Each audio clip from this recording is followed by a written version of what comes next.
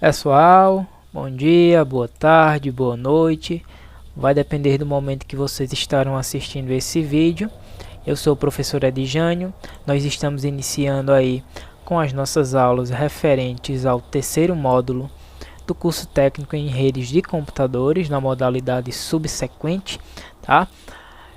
No nosso primeiro contato eu apresentei aí a disciplina de estrutura de comunicação de dados para vocês, e nessa nossa segunda aula nós iremos partir aí para o nosso conteúdo inicial, tá? E hoje nós veremos uma introdução à camada de aplicação, uma vez que muitos dos protocolos que serão configurados nessa disciplina, eles estão alocados ali na camada de aplicação. Então vamos entender mais um pouco como é que funciona essa camada, quais são as funções dessa camada e a importância, né, dessa camada aí para as redes de computadores, tá? Então, as aplicações, elas são basicamente a razão de ser das redes de computadores, tá? Se nós não pudéssemos termos aplicações, né, nós também não teríamos funções bem definidas aí para as redes de computadores. Se eu não pudesse utilizar um navegador web, se eu não pudesse utilizar um determinado aplicativo em rede, se eu não pudesse utilizar um GPS, se eu não pudesse utilizar qualquer outro serviço que demandasse aí conexão, tá? Como é que eu teria uma rede funcional, tá? Então, basicamente, as redes de computadores foram construídas para suportarem aplicações, certo? E desde o surgimento da internet, essas aplicações elas ganharam bastante força, tá? E basicamente as aplicações, né, fazem o negócio de redes funcionar, né? Sem essas aplicações nós não teríamos, né, um negócio tão lucrativo que no caso aí são as redes de computadores hoje, tá? Então essas aplicações elas estão na maior parte na internet. Nós temos aplicações offline também, tá? Mas na era da comunicação, né, digital, nós temos aí a maior parte das aplicações conectadas via rede, tá? E essas aplicações elas fazem parte do nosso cotidiano, elas estão nos nossos lares, nas nossas escolas, certo? Existem aplicações do governo aí que oferecem serviços aos usuários, tá? Então existe uma infinidade aí de aplicações, né, que são suportadas pelas redes de computadores. E aí nós voltamos um pouco no tempo, tá? Entre as décadas de 1970 a 1980, né, que foi o início aí do desenvolvimento das redes de computadores, nós iniciamos pela ARPANET, tá? Que foi a primeira rede de computador da história, onde ela conectava ali algumas universidades dos Estados Unidos através aí de cabos coaxiais, tá? E interfaces de processamento, certo? E basicamente nessa época nós tínhamos, né, serviços simples, aplicações simples, né? Nós tínhamos aí o correio eletrônico, o nosso e-mail, né? Nós tínhamos o acesso remoto, onde o usuário conseguia acessar outro dispositivo à distância, e nós tínhamos também aí a função de transferir arquivos, tá? E dessa maneira as universidades elas conseguiam trabalhar em um único projeto, mesmo estando distantes, tá? Quase que simultaneamente através das redes de computadores, tá? Especificamente através da ARPANET, ok? Tá, então na década de 90, né, surgiu a World Wide Web, né, criada aí por Tim Berners-Lee, certo? Foi o princípio aí da internet, a estrutura que fornece a internet pra gente, tá? E a World Wide Web ela permitiu aí a criação, né, dos serviços de navegação, tá? Através da utilização de páginas web, através de serviços web, né, comércio eletrônico e etc. Tá? E aí no final do milênio, né, no final daí da década de 90, nós tivemos o surgimento de aplicações de mensagens instantâneas, tá? Bem como também a distribuição de arquivos via rede P2P. Já no início do século XXI surgiram aí as aplicações de mídia, né? Aplicações aí de voz, aplicação de vídeo, tá? Nós tínhamos aí o VoIP, que é a voz sobre IP, tá? Que permite a utilização de telefones através da internet sem que eu necessite pagar uma concessionária telefônica para ter aquele serviço telefônico em uma empresa, por exemplo, tá? Nós vimos os serviços de videoconferência, né, permitindo aí que aulas fossem realizadas online, né, permitindo que reuniões fossem realizadas online, ok? Aplicações como Skype, né, aplicações aí de vídeo gerados pelo usuário, como YouTube, Netflix, tá? E recentemente, né, a explosão dá-se aí através das redes sociais, né, especificamente Facebook, Twitter, Instagram. Hoje está surgindo algumas novas redes como TikTok, tá? E essas redes sociais, elas criaram também redes humanas, tá? Que basicamente permite que as pessoas se comuniquem através desse meio de comunicação.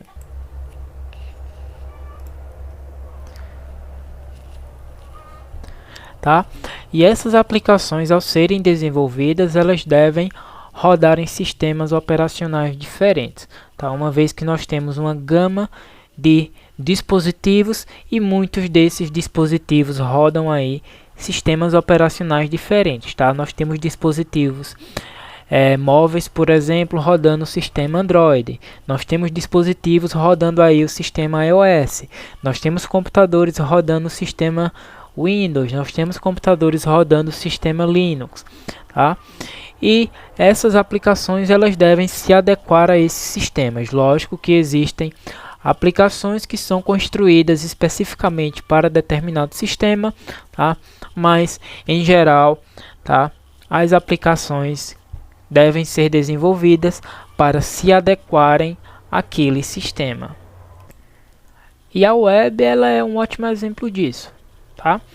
Onde nós temos aí diversos dispositivos trabalhando como hospedeiro, ou no caso como dispositivos clientes, tá? Onde basicamente o navegador roda nesses dispositivos, certo?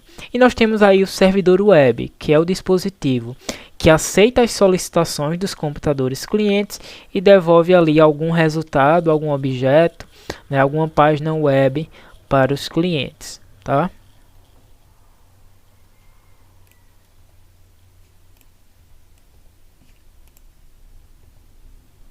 Um exemplo de clientes conectados via internet é um servidor, tá? A internet basicamente aí é um aglomerado de dispositivos e servidores interconectados, os quais aí disponibilizam serviços para os dispositivos clientes.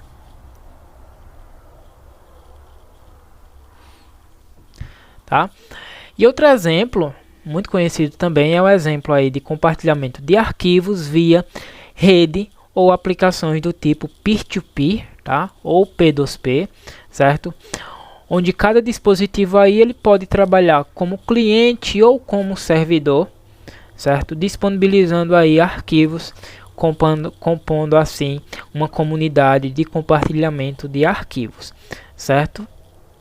E os programas em cada máquina, né? Os programas P2P, eles devem ser aí, né, semelhantes ou idênticos, tá?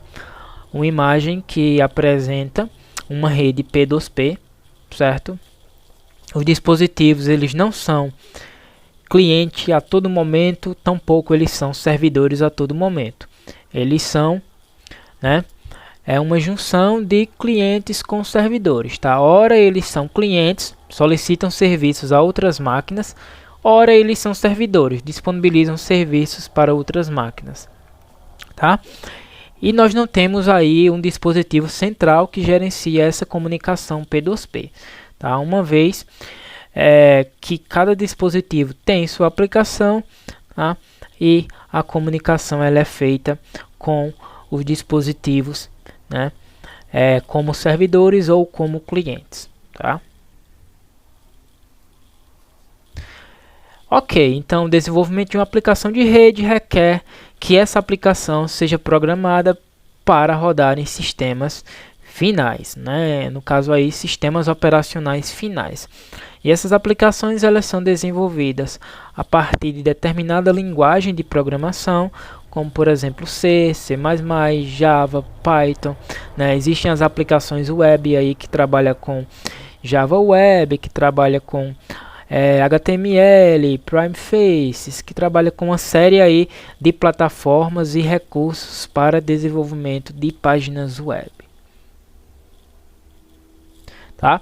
E aí nós chegamos a um ponto muito interessante, que é a comunicação entre processos, certo? Quando as aplicações elas se comunicam, elas utilizam de processos, tá? Esses processos eles são classificados em processos clientes e processos servidores, tá? Basicamente, quando existe a comunicação entre dois dispositivos, nós temos uma seção de comunicação entre os mesmos, tá? E basicamente essa seção é realizada através dos processos, que de um lado da rede é um processo cliente e do outro lado da rede é um processo servidor, tá? O processo cliente é o dispositivo que inicia a comunicação, né, que realiza uma solicitação a quem? Ao processo servidor, tá? O processo servidor recebe aquela solicitação e devolve uma resposta, tá? E na web o processo do iniciante do navegador, certo? É um processo servidor, tá? E o recebimento daquela solicitação por um equipamento com grande poder de processamento, com grande capacidade de memória, que são os servidores, né? É denominado aí processo servidor. Tá? Então, basicamente, quando um arquivo P2P ele é compartilhado, tá? Nós temos aí que o dispositivo A ele solicita ao dispositivo B o envio de um arquivo específico, tá? Onde o dispositivo A é o cliente, né? E logicamente o dispositivo B é o servidor, tá? Ora, mas quem enviou foi o A. Como que o A é o cliente, né? E o B que recebeu é o servidor, tá?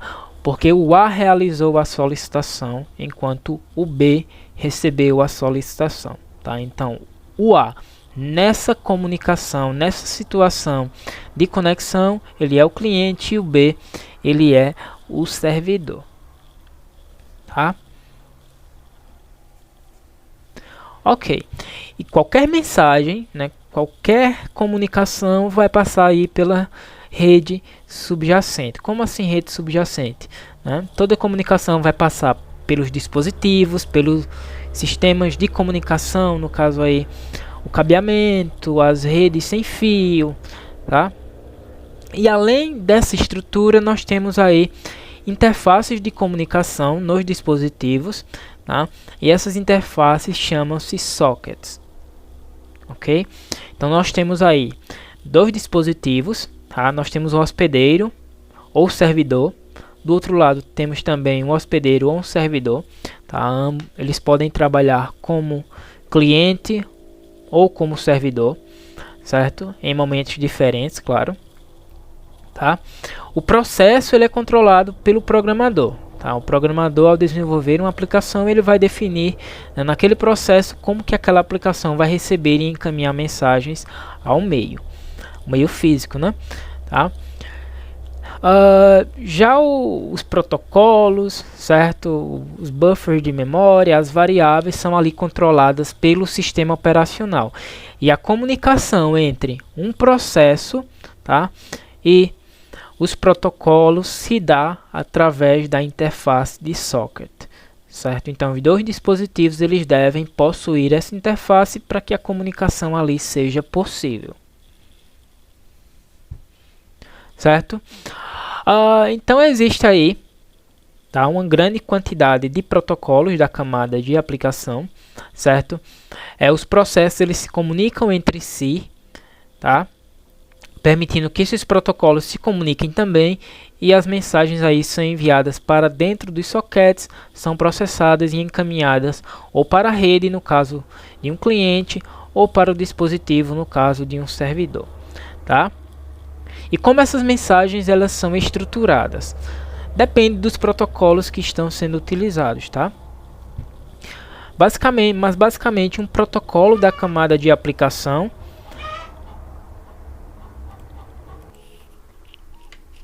E esse protocolo da camada de aplicação, né, ou esses protocolos, uma vez que nós temos uma infinidade de protocolos, eles irão definir ali, por exemplo, os tipos de mensagens trocadas, se são mensagens de requisição ou de respostas, tá? A sintaxe, né, dessas mensagens, né, quais campos daquela mensagem serão enviadas em um pacote, em um frame de dados, tá? A semântica dos campos, ou seja, o significado das informações, né? O que aquelas informações elas significam? São informações relacionadas ali a um conteúdo de mídia, a um vídeo, a um áudio, tá? A um arquivo, né? E existem ainda as regras que determinam quando e como um processo envia mensagens e respondem a essas mensagens, tá?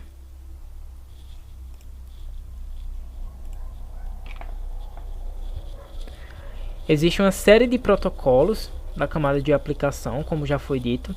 Esses protocolos eles são padronizados, certo? Pelo órgão IETF, certo? Que é a Internet Engine Task Force, certo? Que é uma instituição aí específica para padronização de protocolos para web, certo?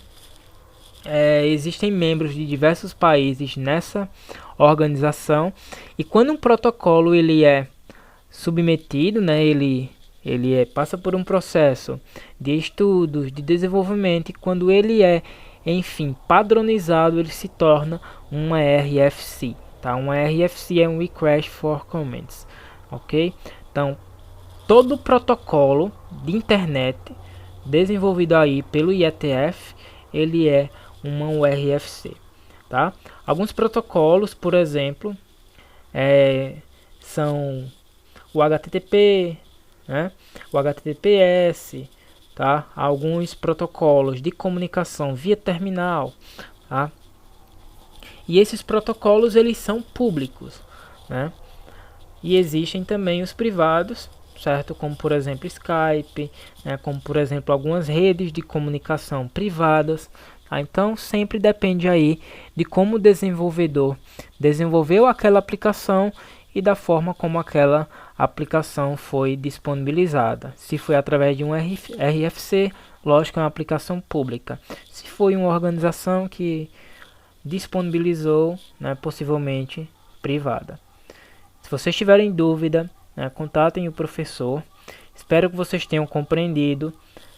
Bons estudos. Até a próxima.